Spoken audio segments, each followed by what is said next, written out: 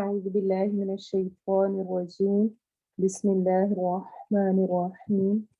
رب اشرح لي صدري ويسر لي أمري واحلل عقدة من لساني يفقه قولي. اللهم فقهنا في الدين. يا مقلب القلوب ثبت قلبي على دينك. اللهم اهدني وسددني. اللهم اجعل عملي كله صالحا واجعله لوجهك خالصا ولا تجعل لأحد فيه شيئا. السلام علیکم ورحمۃ اللہ وبرکاتہ. اہلا وسہلا. ایک دفعہ دوبارہ خوش آمدید.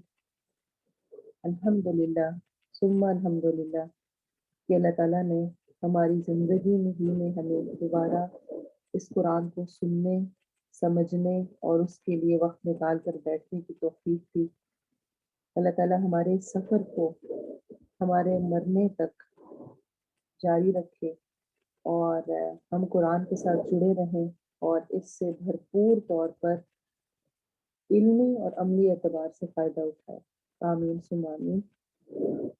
آج انشاءاللہ ہم تھوڑا سا جو بالکل بگننگ ہے یعنی تعوذ اور تسمیہ کے اعتبار سے کچھ بات کریں گے جو کہ ہم نے قرآن کے شروع میں پڑھنی ہوتی ہے. سورۃ الفاتحہ اور سورۃ البقرہ کی فضیلت کے اعتبار سے دوبارہ یاد دہانی کریں گے اور انشاءاللہ اگر وقت ہوا تو نیکسٹ آیا بھی اپنی سٹارٹ کریں گے. سب سے پہلے تربیہ سلائڈ. سلسلہ صحیحہ کی حدیث ہے. ابو سعید خدری رضی اللہ عنہ سے روایت ہے کہ انہوں نے نبی صلی اللہ علیہ وسلم کو فرماتے ہوئے سنا، قرآن سیکھو اور اس کے ذریعے اللہ سے جنت کا سوال کرو، اس سے پہلے کہ ایسے لوگ آئیں جو اسے سیکھیں اور اس کے ذریعے دنیا کا سوال کریں. تو قرآن سیکھنا کس لیے ہے؟ اللہ کو راضی کرنے کے لیے، اور اللہ کو راضی کریں گے تو کیا ہوگا؟ اللہ کی جنت ملے گی. اچھا ہوتا کیا ہے، کبھی ہم کسی گھر مہمان جاتے ہیں، اگر اس کے دل میں ہمارے لیے جگہ ہے تو وہ ہمیں اپنی سب سے بیسٹ جو پلیس ہوتی ہے وہاں پر لے کے جاتا ہے، وہاں بٹھاتا ہے، وہاں کا وزٹ کراتا ہے. رب تعالیٰ نے جو مومنین کے لیے جنت تیار کر رکھی ہے وہ اس کی رضا کے ساتھ لنک ہے، منسلک ہے. اور جو نیک اعمال کرے گا، جو رب تعالیٰ کو خوش کرے گا، جو راضی کرے گا، کل قیامت کے دن اسی کے لیے جنت ہے. اور رب کو راضی کرنے کا قرآن کے ساتھ تعلق سے بہترین کوئی طریقہ نہیں ہے، کیونکہ یہ اللہ تعالیٰ اور بندے کے درمیان ایک تعلق قائم کرنے والی چیز ہے. یہ وہ کلام ہے جو کہ اللہ تعالیٰ کی طرف سے نازل کرتا ہے، اور ایک ایک لفظ اس نے میرے اور آپ کے لیے بھیجا ہے، اور اسی میں ہمارے لیے تمام نصیحتیں بھی ہیں، مواعظ ہیں، ڈراوے بھی ہیں، خوشخبریاں بھی ہیں، اور نبی صلی اللہ علیہ وسلم کے ذریعے ہم تک پہنچا ہے، ہمیں عملی طور پہ کر کے بھی دکھایا گیا ہے. تو قرآن سیکھنے کا مقصد دنیا حاصل کرنا نہیں ہونا چاہیے، کہ دنیا کا سوال کرنا نہیں. اس لیے کیا کہا گیا؟ قرآن سیکھو اور اس کے ذریعے سے اللہ سے جنت کا سوال کرو، جنت چاہو، اس سے پہلے کہ ایسے لوگ آئیں جو اسے سیکھیں اور اس کے ذریعے دنیا کا سوال کریں. یقیناً 3 طرح کے لوگ قرآن سیکھتے ہیں. یہ حدیث میں پہلے بھی ذکر کر چکی ہوں اور دوبارہ میں نے یاد دہانی کروانے کے لیے اس کو مینشن کرنا ضروری سمجھا کہ مجھے اور آپ کو خود کو دیکھنا ہے کہ ان 3 طرح کے لوگوں میں سے کس میں فعال کرتی ہوں، کس میں ہوں. ایک وہ جو اس کے ذریعے فخر کرتا ہے، مجھے بہت اچھا پڑھنا آتا ہے، میری تجوید بہت اچھی ہو گئی ہے مثلا، یا ترجمہ اچھا آ گیا ہے، کسی بھی اعتبار سے. اور دوسرا وہ جو اس کے ذریعے کھاتا ہے، مال کماتا ہے، صرف اس لیے اس نے قرآن کے علم کو لیا ہے اور سیکھا ہے کہ اس کے ذریعے سے وہ مال کما سکے. ہاں، ایک پیشے کے طور پہ، یعنی کہ آپ نے سیکھا ہے اور سیکھنے کے بعد آپ کی جاب بھی دین کی اشاعت کے کاموں میں ہے تو اس میں کوئی حرج نہیں ہے. اور تیسرا وہ جو اسے اللہ کی خاطر پڑھتا ہے. تو مجھے اور آپ کو کیا بننا ہے؟ اس لیے علم حاصل کرنا ہے، اس لیے ہم سب اکٹھے ہو کے بیٹھے ہیں تاکہ اللہ کی خاطر علم حاصل کریں۔ اسی لیے جب بھی میں کلاس شروع کرتی ہوں تو اس کے شروع میں جو دعا کہتی ہوں اللہم اجعل عملی کلہ صالحا، وہ اسی چیز کا خلاصہ ہے کہ اللہ میرے ہر عمل کو اپنے لیے خالص کر لے، اللہ کے لیے خالص ہو، اس کو راضی کرنے کے لیے ہو۔ کسی اپنی بہن کو نہیں، دوست کو نہیں، اس نے کہا کلاس تو چلو میں ٹرائی کر لیتی ہوں، اب اس نے اتنی دفعہ کہہ چکی اس کو ناراض نہ کروں، وہ مائنڈ نہ کرے، یہ نہ ہو وہ نہ ہو، جتنے عذر بہانے ہیں وہ سارے کے سارے اللہ جانتا ہے۔ تو ہو سکتا ہے میں پوری کلاس اٹینڈ کر لوں لیکن میری نیت کچھ اور ہو تو مجھے اس کا اجر نہیں ملے گا۔ یہ نیت کا جو کمال دین اسلام میں رکھا گیا ہے اس سے بہت سارے لوگ بہت فائدہ بھی اٹھا پاتے ہیں۔ آپ کی نیت ہے، آپ کو توفیق نہیں ہے، مثلاً آپ کے پاس بہت مال ہے، مال نہیں ہے، اور آپ کا دل کرتا ہے کہ آپ اللہ کی راہ میں خرچ کریں، تو جو آپ کا دل کرتا ہے نا، آپ کی نیت ہے، آپ چاہتے ہیں، آپ کو اس کا اجر مل جائے گا۔ غزوہ تبوک کے موقع پر آپ صلی اللہ علیہ وسلم نے فرمایا تھا کچھ لوگ ایسے ہیں جو تمہارے ساتھ نہیں ہے لیکن جو وادی تم پار کرتے ہو وہ تمہارے ساتھ پار کر دیتے ہیں۔ تو صحابہ کرام حیران ہوئے کہ کیا مطلب، کس طرح؟ ان کا دل لگا ہوا تھا، وہ آنا چاہ رہے تھے لیکن کچھ اسباب کی وجہ سے وہ نہیں آ سکتے، تو نیت کی وجہ سے بہت سارا ریوارڈ بھی مل جاتا ہے، اور نیت کی وجہ سے ہی اگر خرابی ہو تو بہت سارا کچھ اچھا کیا ہوا ضائع بھی ہو جاتا ہے اگر وہ اللہ کی خاطر نہ ہو۔ قیامت کے دن سب سے پہلے جن کو لایا جائے گا وہ عالم جس نے بہت سیکھا اور سکھایا ہوگا، وہ شہید جو کہ اللہ کی راہ میں شہید ہوا ہوگا، اللہ کی راہ میں اس نے جان دی ہوگی، اور تیسرا وہ سخی جس نے بہت سارا مال اللہ کی راہ میں خرچ کیا ہوگا۔ تینوں اس وجہ سے جہنم میں پھینک دیے جائیں گے کہ ان کی نیت دنیا کی شہرت حاصل کرنا تھا، اللہ کو راضی کرنا نہیں تھا۔ تو ہماری کلاس کچھ وقفے سے شروع ہو رہی ہے، اس لیے میں نے چاہا کہ یہ یاد تازہ کروں اور آپ کو یاد دہانی کراؤں کہ ہم میں سے ہر ایک کے بیٹھنے کا مقصد اللہ تعالیٰ کو راضی کرنا ہے۔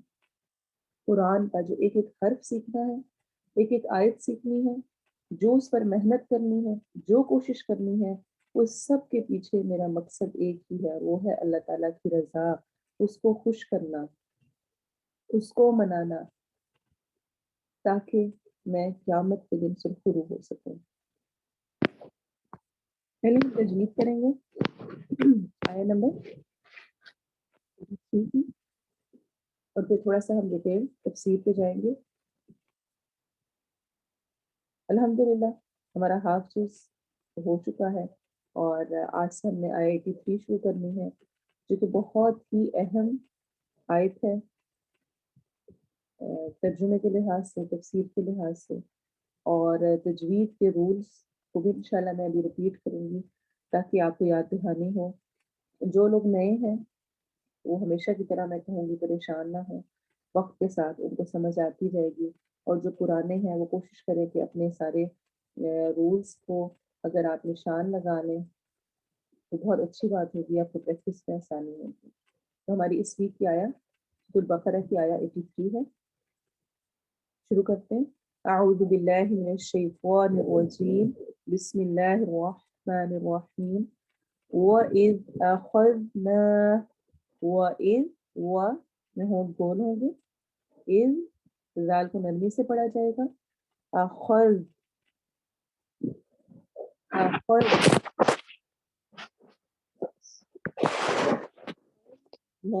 زال اور زال کو نرمی سے ادا کریں گے، نا مدہ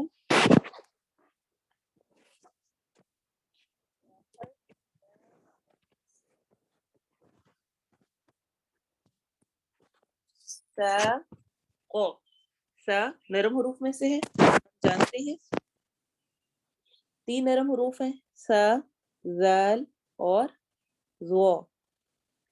تو میثاق بنی اسرائیل، بنی میں مد ہو رہی ہے، اس میں سین سیٹی والے حروف میں سے ہے، اس میں سیٹی کی آواز آئے گی، رو الف مدہ، اور ای میں یا مدہ ہو رہی ہے، اس لیے ہم اس رو ای لا لمبا نہیں ہونا چاہیے، لام کے اوپر صرف فتحہ ہے، زبر ہے، تو یہ لا ہے، لا نہیں کرنا. لا تعبدون، لا الف مدہ، تا عین حروف حلقی میں سے، بدو واو مدہ، نہ آخر میں لمبا نہیں ہوگا، الا اللہ، اللہ والے لام کو ہم موٹا کر کے پڑھیں گے تفخیم کے ساتھ، کیونکہ اس سے پہلے والے لفظ کے آخر میں فتحہ زبر آ رہی ہے. وَبِالْوَالِدَيْنِ،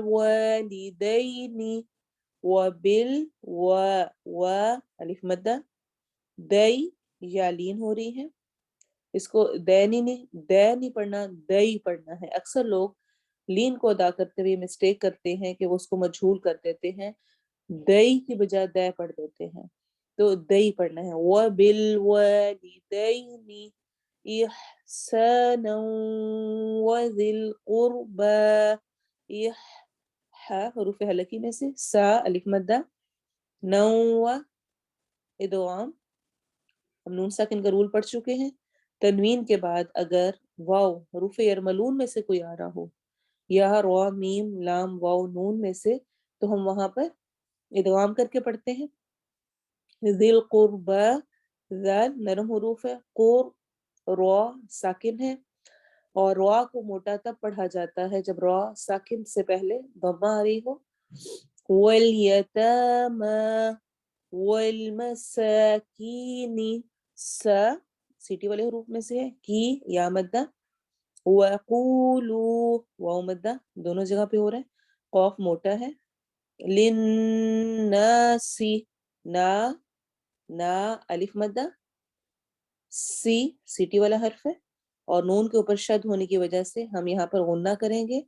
حسنا وَأَقِيمُوا الصَّلَاةَ، وَأَقِي یا مدہ، مسوا سوا پڑھنا ہے، ثانی پڑھنا، لا تا، وَآتُوا الزَّكَاةَ، وَآ الف مدہ، تُزَّا سیٹی والا حرف ہے، ثم تا نرم حروف ہے، میم کے اوپر شد آ رہی ہے، تو ثم تولیتم، تول واو میں ہون گول ہوں گے، لئی یا لین، الا الف مدہ، قلیلا منکم، قلی یا مدہ، لم میں ادغام ہو رہا ہے، تنوین کے بعد میم آ رہا ہے. جیسے کہ میں نے پہلے کہا، اگر نون ساکن یا تنوین کے بعد، اور تنوین کسے کہتے ہیں؟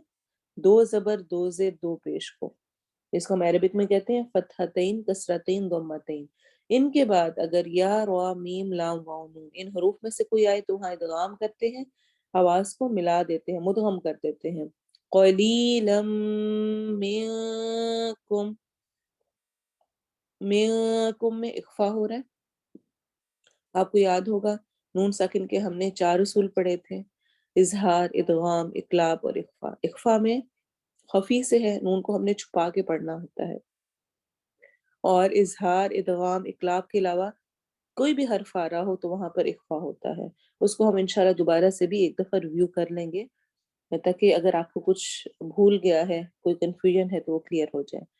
وَأَنْتُمْ مُعْرِضُونَ، پہ اگین اخفا ہو رہا ہے، تم پہ بھی ہم غنہ کریں گے.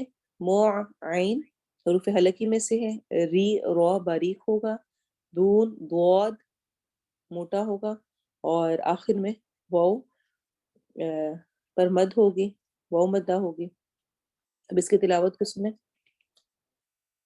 وَإِذْ أَخَذْنَا مِيثَاقَ بَنِي إِسْرَائِيلَ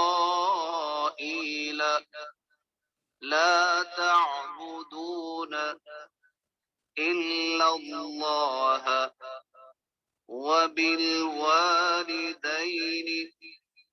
إِحْسَانًا وَذِي الْقُرْبَى وَالْيَتَامَى وَالْمَسَاكِينِ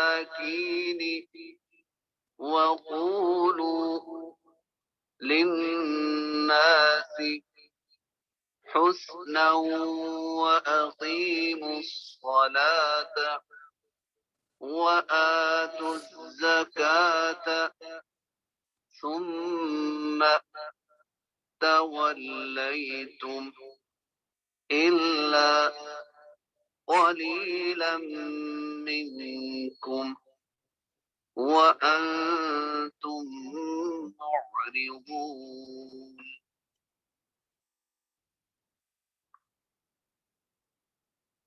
قرآن پڑھنے سے پہلے ہمیں حکم دیا گیا ہے کہ اعوذ باللہ من الشیطان الرجیم، جس کو تعوذ کہتے ہیں. یہ تعوذ نہیں ہوتا، تعوذ ہوتا ہے. ایک اس کی کریکشن کریں، یاد رکھیں تعوذ. اس میں ہم اللہ تعالیٰ کی پناہ میں آتے ہیں شیطان مردود سے. قرآن پڑھنے سے پہلے ہمیں تعوذ پڑھنے کا حکم دیا گیا ہے. قرآن دنیا کی سب سے بڑی نعمت ہے. اگر یہ کہا جائے تو اس میں کوئی مبالغہ نہیں ہے. قرآن کی نعمت انسان کے پاس ہونا ایک ایسی چیز ہے جس کے بارے میں خود اللہ تعالیٰ نے قرآن مجید میں فرمایا ہے ہوا خیر مما یجمعون، یہ ہر اس چیز سے بہتر ہے جسے لوگ جمع کر رہے ہیں.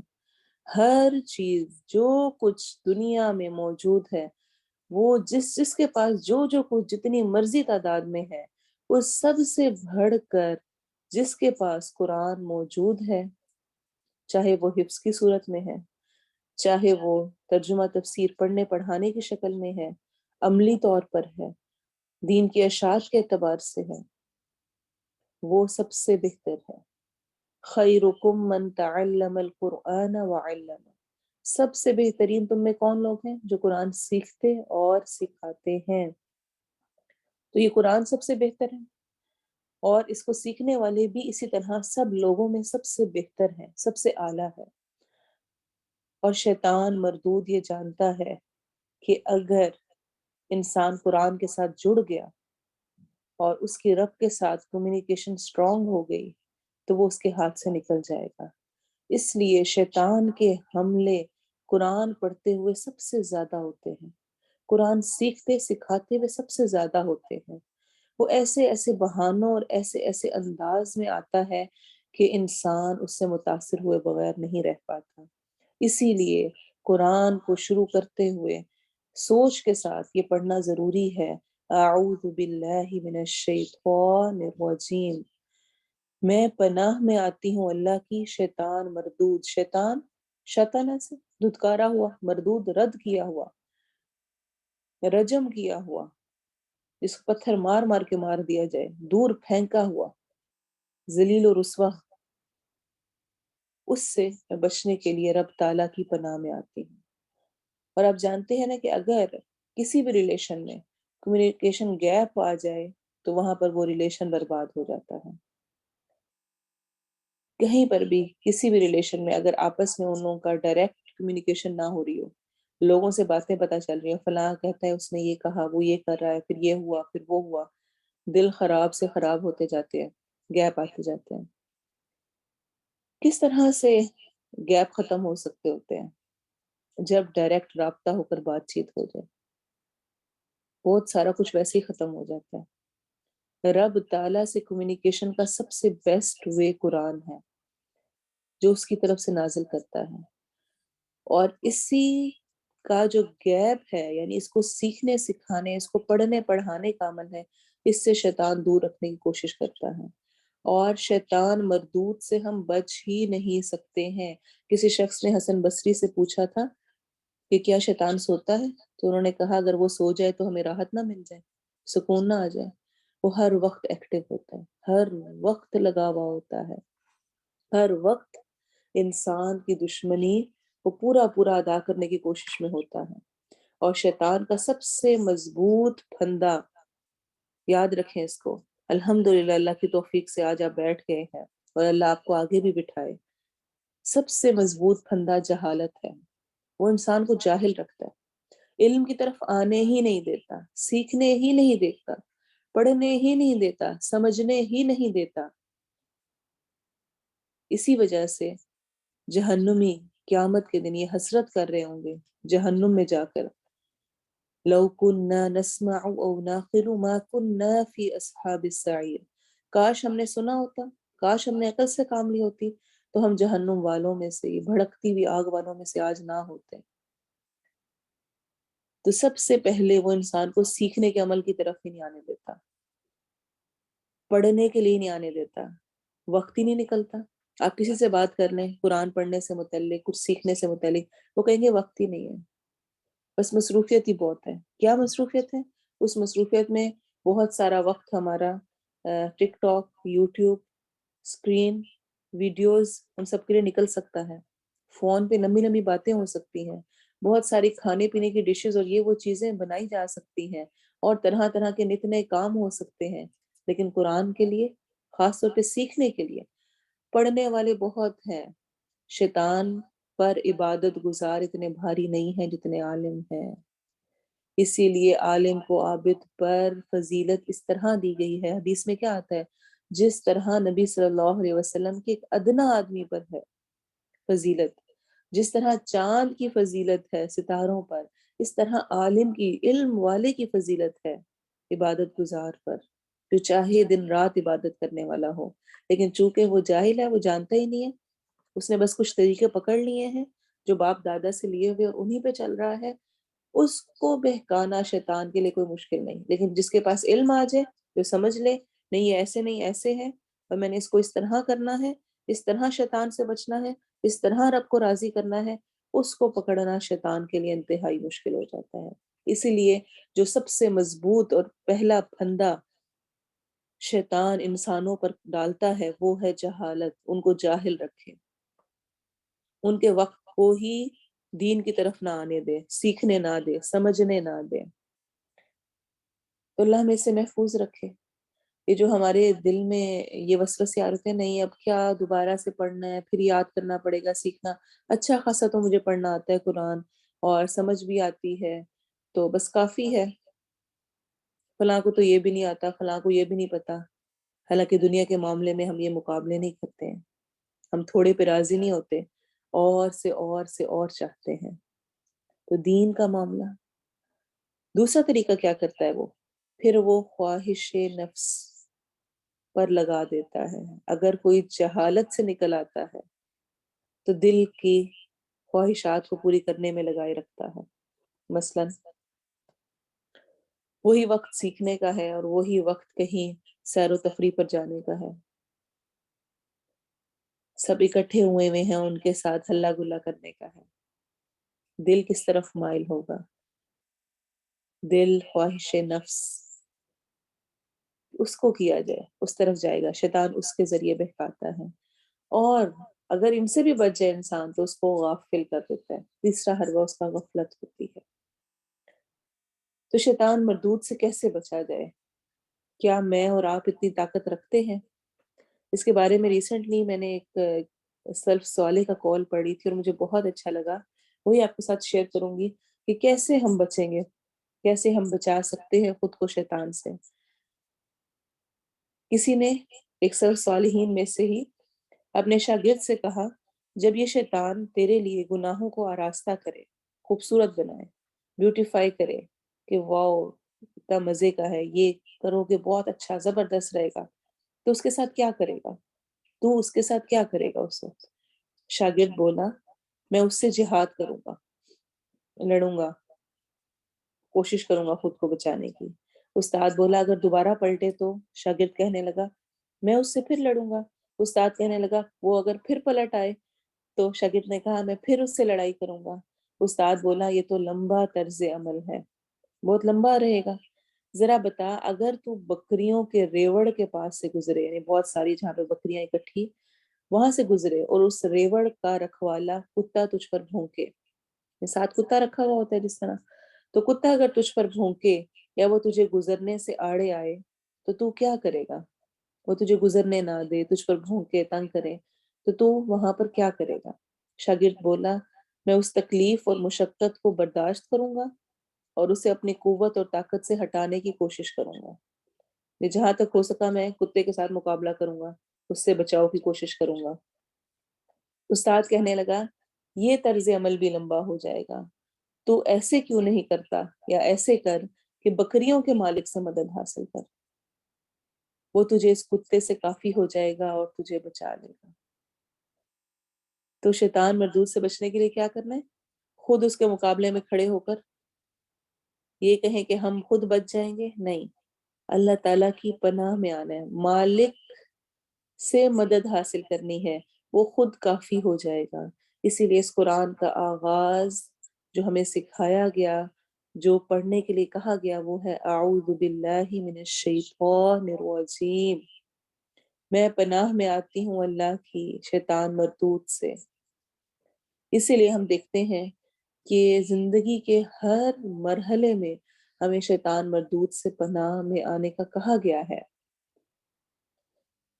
انسان کی پیدائش کی ابتدا کا جو مرحلہ ہوتا ہے اس وقت دعا سکھائی گئی، شوہر اور بیوی کو کیا سکھایا گیا؟ بسم اللہ اللہم جنبنا وجنب الشیطان ما رزقتنا، کہ وہ یہ دعا پڑھیں گے تو جو بچہ بھی پیدا ہوگا وہ شیطان مردود کے شر سے محفوظ رہے گا۔ پھر عبداللہ بن عباس سے روایت ہے، نبی صلی اللہ علیہ وسلم حسن اور حسین رضی اللہ عنہما کو دم کیا کرتے تھے، اور اگر آپ کی عادت نہیں ہے تو اس عادت کو اپنائیں، اپنے بچوں پر ضرور یہ دم کریں۔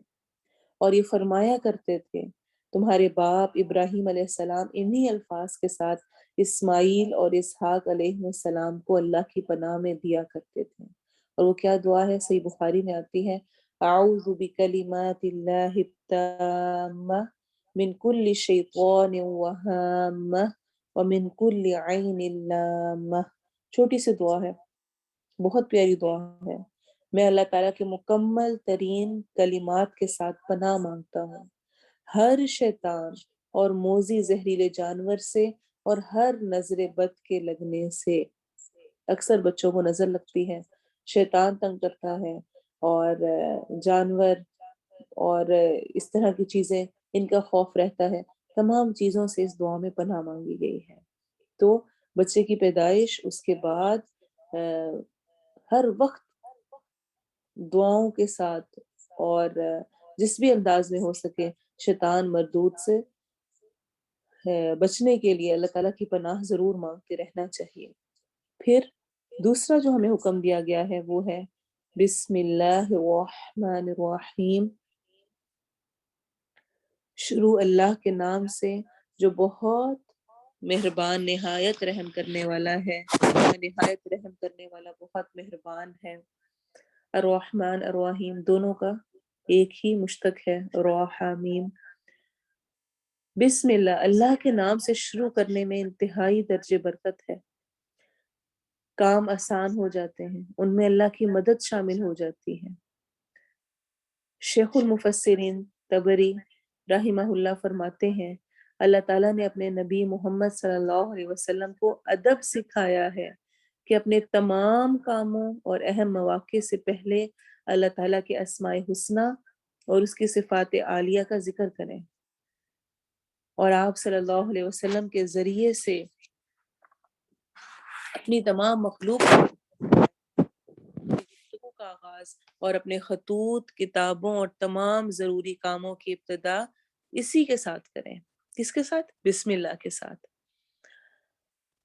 بسم اللہ سے کام میں برکت ہو جاتی ہے، اور اگر آپ لغت میں عربک ڈکشنری میں دیکھیں تو البرکہ کا مطلب ہوتا ہے کسی شے میں خیر الہی ثابت ہو جانا، ان کہ اللہ کی طرف سے خیر کا شامل ہو جانا۔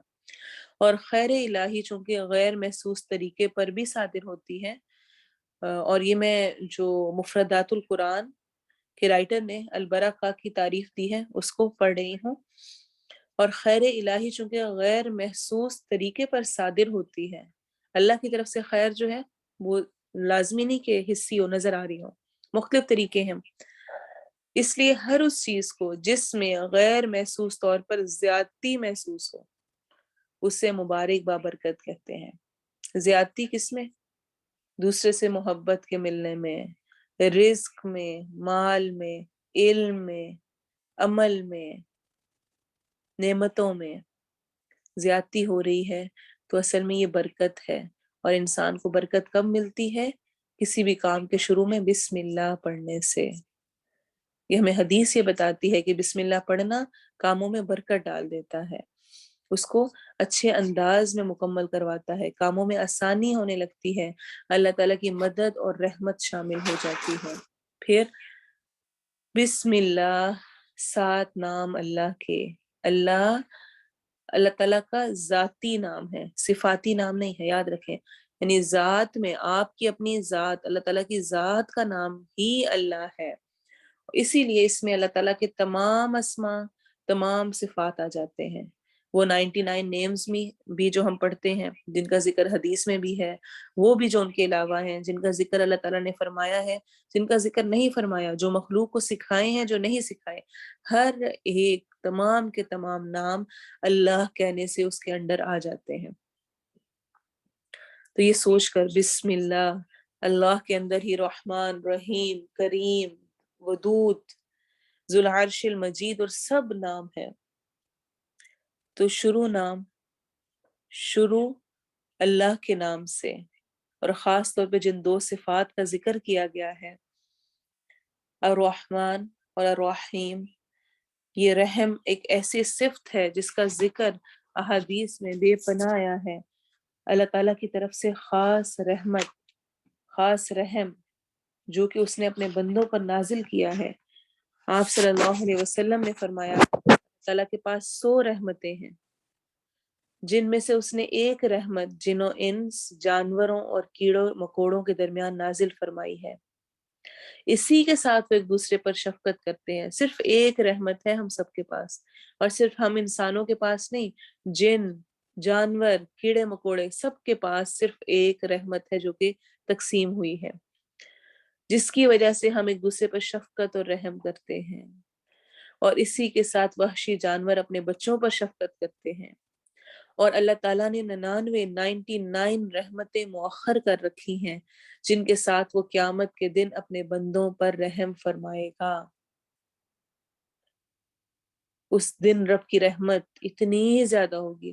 اس وقت بھی اگر کوئی خسارے والا ہوا اور کامیاب نہ ہو سکا تو اس سے بڑھ کر اس کی کوئی بدبختی نہیں ہے.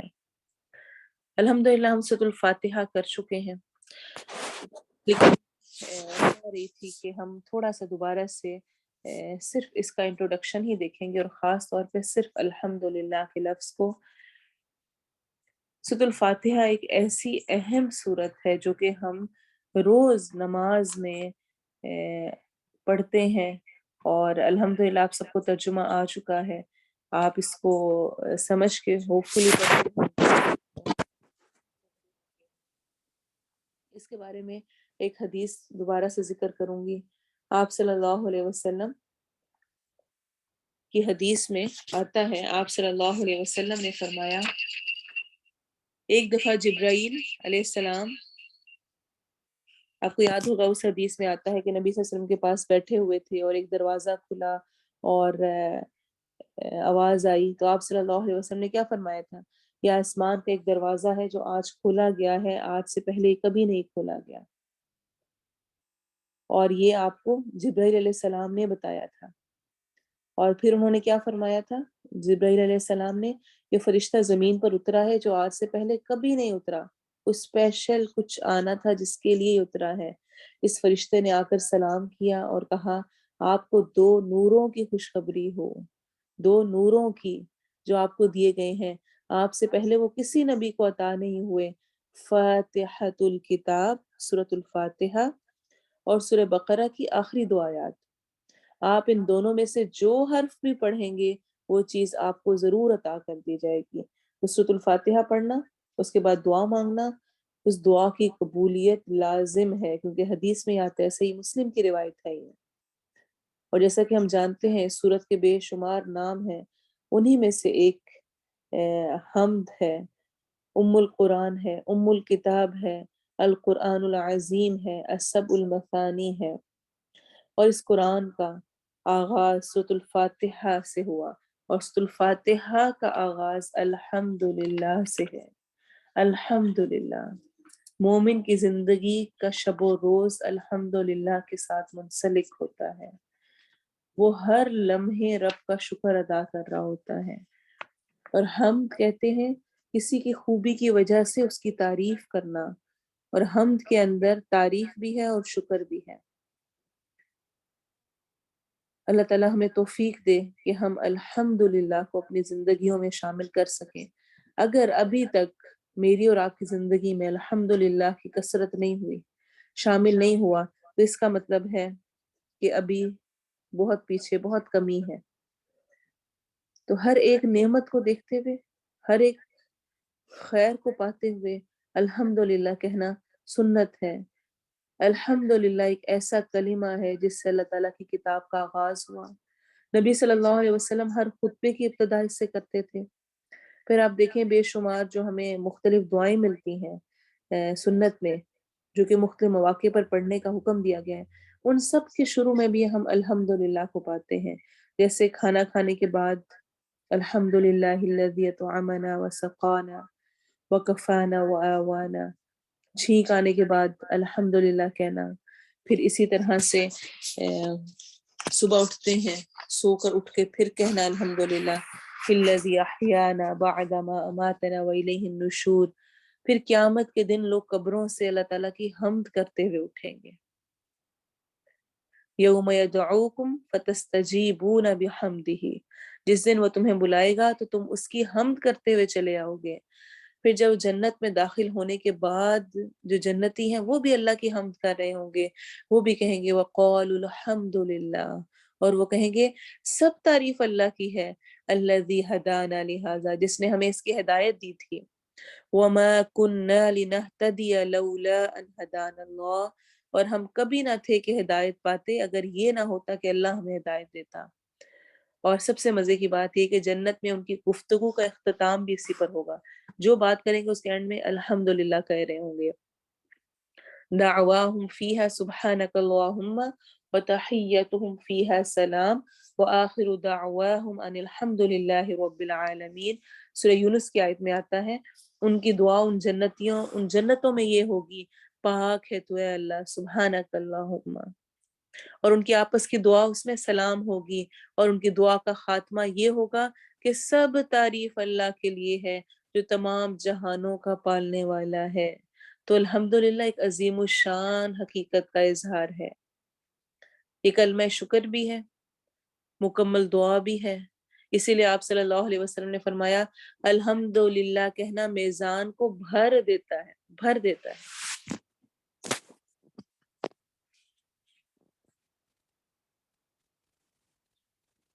الحمدللہ، صرف الحمدللہ کے الفاظ، صرف اتنا کہہ دینا اللہ تیرا شکر ہے، اور دل سے کہہ دینا، یہ میزان کو بھر دینے والا ہے۔ اور آپ صلی اللہ علیہ وسلم نے فرمایا سب سے بہتر ذکر لا الہ الا اللہ ہے، اور سب سے بہتر دعا الحمدللہ ہے۔ تو اللہ ہمیں توفیق دے کہ جس کے ساتھ اس قرآن کا آغاز ہوا وہ ہماری زندگیوں میں عملی طور پر آئے۔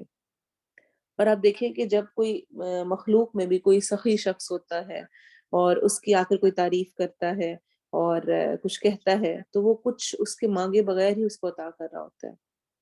اچھا ہوتا کہ کوئی آ کر کہتا ہے آپ نے فلاں وقت یہ مدد کی تھی نا، تو اس کی وجہ سے مجھے یہ فلاں فلاں آسانی اور یہ ہوا، اللہ آپ کو یہ دے وہ کرے، دعائیں دیتا ہے، کچھ کہتا ہے، کوئی آپ کا ذکر کرتا ہے، تو اس کے بدلے میں کیا ہوتا ہے اور دینے کو دل کرتا ہے کہ اچھا اس نے اس کو قدر کی ہے، اس کو اپریشیٹ کیا ہے، قبول کیا ہے۔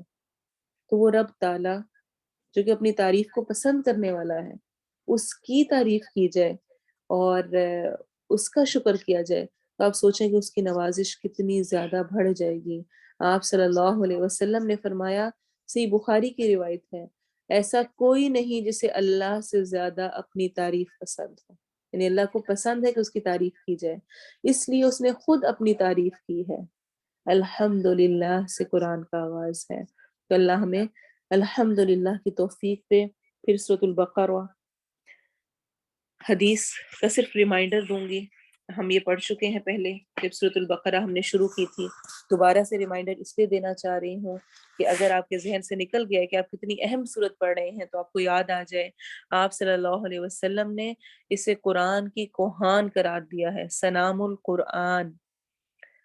اور آپ صلی اللہ علیہ وسلم نے فرمایا اپنے گھروں کو مقبرے نہ بناؤ، قبرستان نہ بناؤ، یقیناً شیطان اس گھر میں داخل نہیں ہوتا جس میں سورہ بقرہ کی تلاوت ہوتی رہے۔ الف لام میم ذالک الکتاب لا ریب فیہ ھدی للمتقین۔ یہ سورت، اس کی تلاوت کرنا، اس کو پڑھنا شیطان کو گھر سے بھگا دیتا ہے۔ تو اگر آپ کو کسی قسم کی کوئی یہ اس قسم کے مسائل اور شکایتیں ہیں نا کہ گھر والوں کے دل نہیں ملتے، بے چینی ہے، اضطراب ہے اور ہر وقت کے مسائل ہیں، مشکلیں ہیں، تو شیطان مردود کو گھر سے بھگائیں اور سورۃ البقرہ کی تلاوت کی عادت اپنائیں۔ اور آپ صلی اللہ علیہ وسلم نے فرمایا، دو نہایت روشن صورتیں بقرہ اور آل عمران پڑھا کرو، کیونکہ قیامت کے دن یہ اس طرح آئیں گی جیسے دو بادل یا دو سائبان یا پرندوں کے دو جھنڈ ہوں۔ یہ اپنے ساتھیوں کی طرف سے جھگڑیں گی۔ کیا جھگڑیں گی؟ کہ یہ ہمیں پڑھا کرتے تھے، ہمارے لیے وقت نکالا کرتے تھے، ہمیں سیکھا کرتے تھے، یاد کرتے تھے، سمجھنے کی کوشش کرتے تھے، جو کہ اصل میں ہمارے اس کورس کا مقصد ہے۔ سورہ بقرہ پڑھا کرو کیونکہ اس کا حاصل کرنا باعث برکت ہے۔ ابھی ہم نے برکت کا معنی بھی پڑھا ہے، زیادتی کا ہونا، کثرت کا ہونا۔ تو اس کو حاصل کرنا انسان کی نعمتوں میں اضافے کا باعث ہے۔ اب تک ہم جتنا پڑھ چکے ہیں، آپ نے اس سے اپنی زندگی میں خیر و برکت فیل کر ہی لی ہوگی، اور اسے چھوڑ دینا موجب حسرت ہے، حسرت کا باعث ہے۔ اور اہل باطل اس کی طاقت نہیں رکھتے، یعنی باطل قوتیں، شیاطین جن اس کا مقابلہ نہیں کر سکتے۔ یہ صحیح مسلم کی روایت ہے۔ تو آئیے اب سورۃ البقرہ کی آیہ نمبر 83 کرتے ہیں۔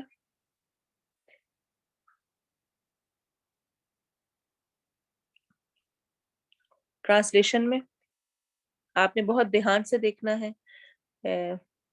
روٹ ورڈز اصل میں کیا ہے؟ 3 حروف کا مجموعہ جو کہ کسی بھی لفظ کا روٹ ہوتے ہیں، مین ہوتے ہیں۔ عربک میں ہر جو بڑے سے بڑا بھی کوئی لفظ نظر آ رہا ہے، اس کے 3 ہی حروف ہوتے ہیں جو کہ اس کے مین بیس ہوتے ہیں۔ اور اگر ہمیں وہ پتہ چل جائیں تو ہمارے لیے ترجمہ یاد کرنا آسان ہوتا ہے۔ لیکن اگر آپ کو روٹ ورڈ کی سمجھ نہیں آ رہی تو برائے مہربانی پریشان نہ ہوں، سمجھنے کی کوشش ضرور کریں، ٹرائی کرتے رہیں، اور وقت کے ساتھ ساتھ انشاءاللہ آپ کو سمجھ آنے لگ جائے گی۔ اور سیپریشن یعنی جو کمبینیشن ہم کر رہے ہوتے ہیں، اس کا مقصد بھی یہی ہوتا ہے کہ آپ کسی بھی ایک حرف یا لفظ کے ترجمے کو مس نہ کریں۔ ایسا نہ ہو کہ مثلا جس طرح بھی اس آیت میں ہی ہے وَإِذْ أَخَذْنَا اور جب لیا، بہت سارے لوگ جب رٹا لگا رہے ہوتے ہیں نا ٹرانسلیشن کا، تو وہ اس طرح سے بیچ میں سے ضمائر اور ہم نے نا کی ٹرانسلیشن مس کر گئے اور شروع میں وا کی ٹرانسلیشن مس کر گئے۔ تو اگر آپ کو چھوٹے چھوٹے حروف اور ضمائر اور پروناؤنز ان سب چیزوں کا علم ہوگا تو انشاءاللہ ترجمہ آپ کا کسی طور پر بھی کچھ اس میں سے مس نہیں ہوگا اور آپ پراپر صحیح طور پہ کر سکیں گے۔ تو شروع کرتے ہیں۔ وَإِذْ اور جب، اخذنا، اخذ روٹ ورڈ ہے، اخذ کا مطلب ہوتا ہے پکڑنا، لینا۔ تو یہاں پر لیا، نا، ہم نے، کس نے لیا؟ اللہ تعالیٰ نے۔ نا تعظیم کے لیے آیا ہے۔ اللہ تعالیٰ کی ذات ایک واحد ہے، قل هو اللہ احد، ایک واحد ذات ہے۔ تو لیا ہم نے، یہ تعظیم کے لیے ہے۔ نا جب بھی کسی لفظ کے آخر میں آتا ہے اس کا مطلب ہوتا ہے ہم، جس طرح ہم سورۃ الفاتحہ میں پڑھ چکے ہیں اہدینا، دکھا ہمیں، تو ایسے ہی اخذنا، لیا ہم نے۔ میثاق، میثاق وثق سے ہے، واو تا قاف اس کا روٹ ورڈ ہے۔ واو چونکہ حروف علت میں سے ہے اس لیے یہاں پر ریپلیس ہوا ہے۔ اس کا مطلب ہوتا ہے پختہ عہد۔ میثاق اصل میں کہتے ہیں دو چیزوں کو آپس میں باندھ دینا۔ اچھا، اردو میں بھی ہم یہ لفظ استعمال کرتے ہیں۔ کس طرح؟ ہم کہتے ہیں میں پورے وثوق سے یہ کہہ سکتی ہوں، یعنی پورے یقین کے ساتھ، پختہ۔ اور ایسے ہی ہم نے اپنی اردو کتابوں میں جب سیرہ پڑھی ہوگی تو उसमें पढ़ा है मिसाक मदीना, ये टर्म पढ़ी थी आपने। तो ये क्या था, जो मदीना में जाने के बाद जो वो अहद बांधा गया था, जो एक मुआहिदा हुआ था, उसको मिसाक मदीना कहा जाता है। तो मिसाक पुख्ता अहद, बनी इसराइल से, बनी इसराइल, बनी असल में बनीन था, बनीन कहते हैं बेटों को। यहाँ पर नून हज़फ है, क्यों है? मुदाफ मुदाफ इलैह की वजह से। अब मुदाफ मुदाफ इलैह क्या है, ये टर्म्स अब मैं न्यू आपको ग्रामर की इंट्रोड्यूस कराती जाऊंगी और इसको पढ़ेंगे हम बाद में।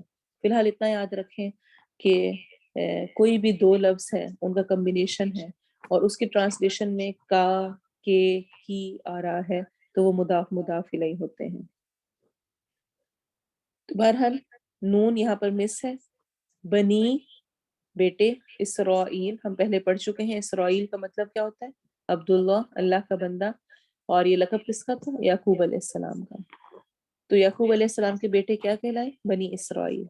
बनी इसराइल, बनी इसराइल से ला न ताबुदून, ता शुरू में तुम के लिए है, फेल मुदारे की निशानी है। फेल मुदारे क्या होता है?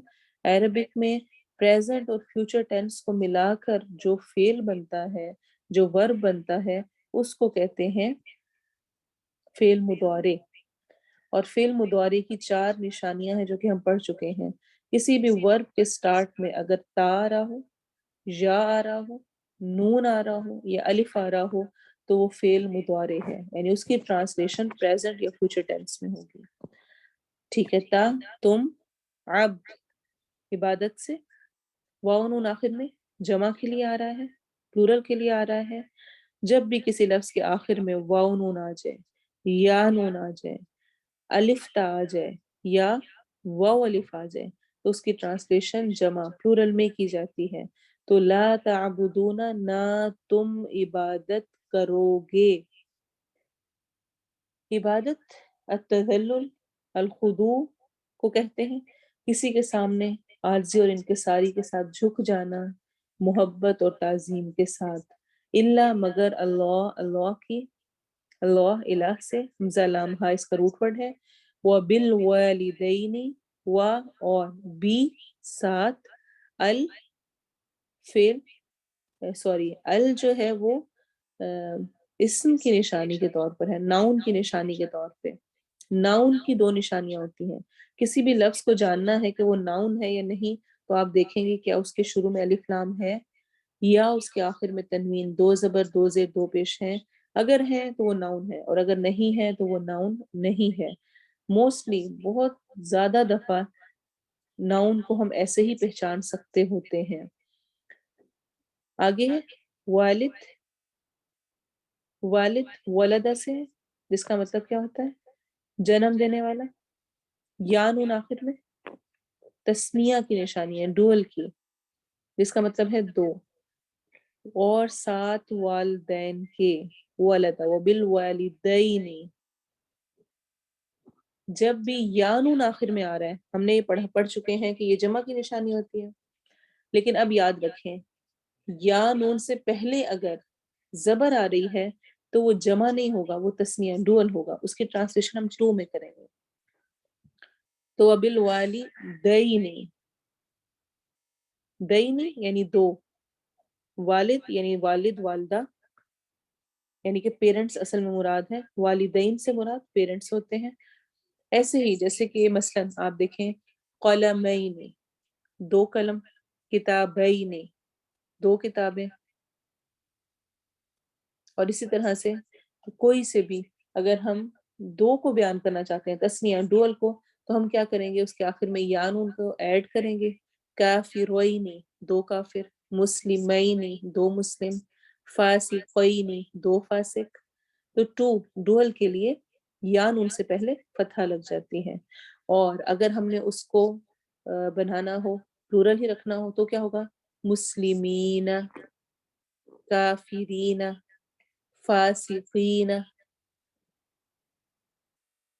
ठीक है, तो इस तरह करके हम इसको डुअल और प्लूरल का फर्क रखेंगे। एहसानन, एहसान करना, उर्दू में भी हम एहसान का लफ्ज इस्तेमाल करते हैं। हक से बढ़कर देना, अच्छा सलूक करना। وذل قربا زی، اچھا ہم اردو میں بھی کہتے ہیں زی روح، زی روح کا مطلب کیا ہوتا ہے؟ روح والا. ایسے ہی زی کا مطلب ہوتا ہے والا، القربہ یعنی قریبی رشتہ داروں والا، ذی القربہ اور رشتہ داروں. الف لام اسم معرفہ کو شو کرنے کے لیے ہے، پراپر ناؤن کو شو کرنے کے لیے. قربہ قریب سے ہے، قاف رو با. والیتامہ یتامہ یتیم کی جمع ہے، اور یتیم نابالغ بچوں کا بن باپ کے رہ جانا اصل میں وہ یتیمی کہلاتا ہے. والمساکین مسکین کی جمع ہے، سکنہ سے ہے جس کا مطلب ہوتا ہے ٹھہر جانا. مسکین کون ہوتا ہے؟ غریب نادار جو کہ ایک ہی جگہ ٹھہر کے رہ جاتا ہے، اس کے پاس وسائل نہیں ہوتے کہ وہ ٹریول کر سکے، کچھ اور کر سکے.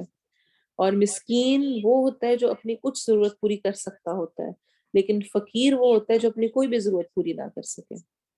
وقولو اور کہو، قولو قول سے ہے، قولا کیلا قالو ان سب کا روٹ ورڈ قاف واو لام ہی ہے، قول. اور یہاں پر یہ اپنے اصل روٹ ورڈ کے ساتھ آیا ہے. اور کہو فعل امر ہے، آرڈر دیا جا رہا ہے. للناسی لی کے لیے، ناس لوگ، ہم پہلے ہی پڑھ چکے ہیں بہت دفعہ. ناس کا لفظ اس کا روٹ ورڈ نون واو سین ہے،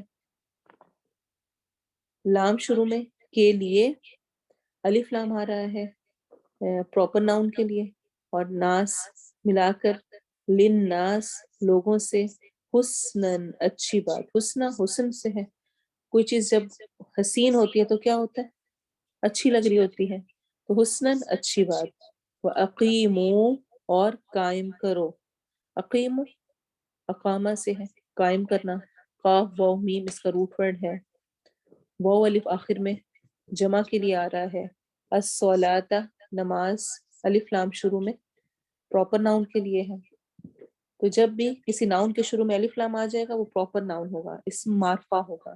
اور اگر تنوین اینڈ پر آ جائے گی یعنی دو زبر دو زیر دو پیش تو وہ کامن ناؤن ہوگا، یعنی کہ جس کو ہم اس میں نکرہ کہتے ہیں. اور اس کا روٹ ورڈ کیا ہوگا؟ صاد لام واو سلو الصلاۃ. وآتو اور ادا کرو، آتو عطیہ دینا. اور یہاں پر سپریشن میں مسٹیک ہے، حمزہ الف تا عطا اور واو الف آخر میں جمع کے لیے آ رہا ہے تو عطیہ اور ادا کرو. الزکاۃ زکات الف لام شروع میں پراپر ناؤن کے لیے جیسے کہ میں نے ذکر کیا، زکات زکات. زکا اصل میں کہتے ہیں زکا یزکو پاک ہونا، نشو نما پانا. زکات سے بھی انسان کا مال پاک ہوتا ہے اور بڑھتا ہے، نشو نما پاتا ہے، اسی لیے اس کو زکات کہتے ہیں. اس کا روٹ ورڈ ہے زا کافیہ. ثم پھر، تولیتم تولی تم تا شروع میں، تم ولا منہ موڑنا پھرنا، تم. اور اس کا روٹ ورڈ ہے واو لام یا، منہ موڑ لیا پھر گئے. تم الا سوائے.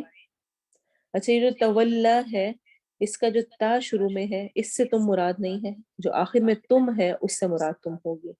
شروع والے سے کیوں نہیں ہے اس کو انشاءاللہ ہم آئندہ کریں گے.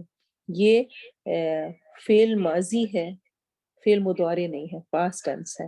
الا سوائے، قلیلاً قلیل تعداد کے، قاف لام لام قلت قلیل ہونا.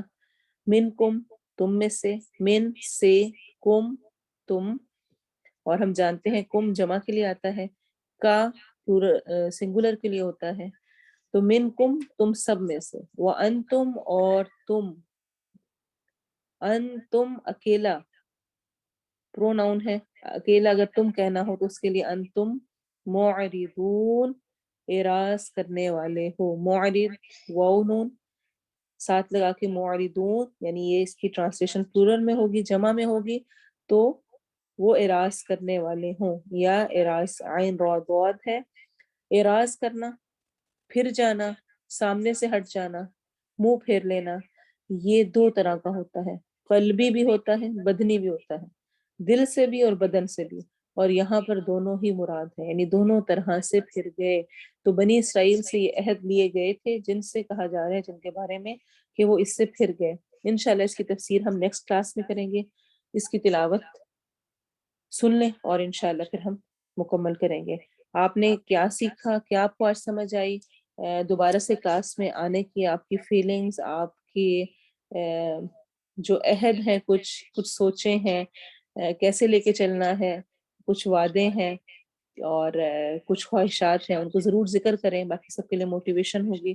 اللہ تعالیٰ ہمیں عمل کی توفیق دے۔ جو ساتھی ہمارے ساتھ نہیں ہیں ان کو ہمارے ساتھ شامل کریں، دوبارہ سے لے کر آئے، اور جو نئے لوگ شامل ہوئے ہیں اللہ ان کو استقامت دے، اور ہم سب کو اکٹھے مل کر اللہ کی یہ خوبصورت کتاب کو سیکھنے کی توفیق دے۔ اس آیت کی تفسیر تلاوت سن لیں، پھر انشاءاللہ ہم دعا کرتے ہیں۔ وَإِذْ أَخَذْنَا مِيثَاقَ بَنِي إِسْرَائِيلَ لَا تَعْبُدُونَ إِلَّا اللَّهَ وَبِالْوَالِدَيْنِ إِحْسَانًا وَذِي الْقُرْبَى وَالْيَتَامَى وَالْمَسَاكِينِ وقولوا للناس حسنا وأقيموا الصلاة وآتوا الزكاة ثم توليتم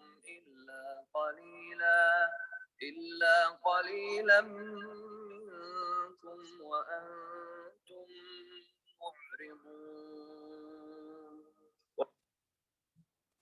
تعوذ تسمیہ کی تلاوت کو سنیں اور جو کچھ ہم نے سیکھا ہے، پڑھا ہے، اس پر بھی غور کریں دوبارہ سے۔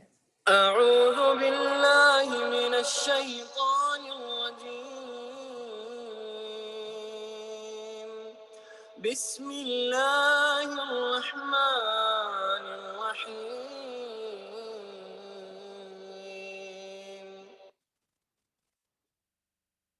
اعوذ باللہ من الشیطان الرجیم، بسم اللہ الرحمن الرحیم۔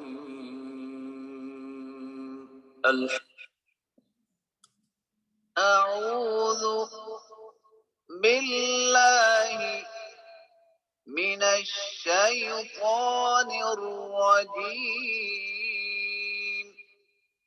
بسم اللہ الرحمن الرحیم۔ اپنی اٹینڈنس اپنے گروپس میں ضرور مارک کریں اور دوبارہ سے کوشش کریں روٹین میں آنے کی۔ بہت عرصے بعد چونکہ شروع ہو رہا ہے اور یہ مشکل ہوگا سب کے لیے، لیکن خود بھی موٹیویٹ ہوں، اپنے ساتھیوں کو بھی کریں، اور اللہ تعالیٰ ہمارے وقت میں، ہمارے علم میں، عمل میں برکت دے اور ہمارے لیے آسانیاں کریں دوبارہ سے اپنی روٹین میں آنے اور اس قرآن کے ساتھ جڑنے کے۔ آمین ثم آمین۔ سبحانک اللہم و بحمدک، اشہد ان لا الہ الا انت، استغفرک و اتوب الیک۔ سبحان ربک رب العزت عما یصفون وسلام علی المرسلین والحمد للہ رب العالمین۔ والعصر ان الانسان لفی خسر الا الذین آمنوا وعملوا الصالحات وتواصوا بالحق وتواصوا بالصبر۔ آمین۔ السلام علیکم ورحمۃ اللہ وبرکاتہ۔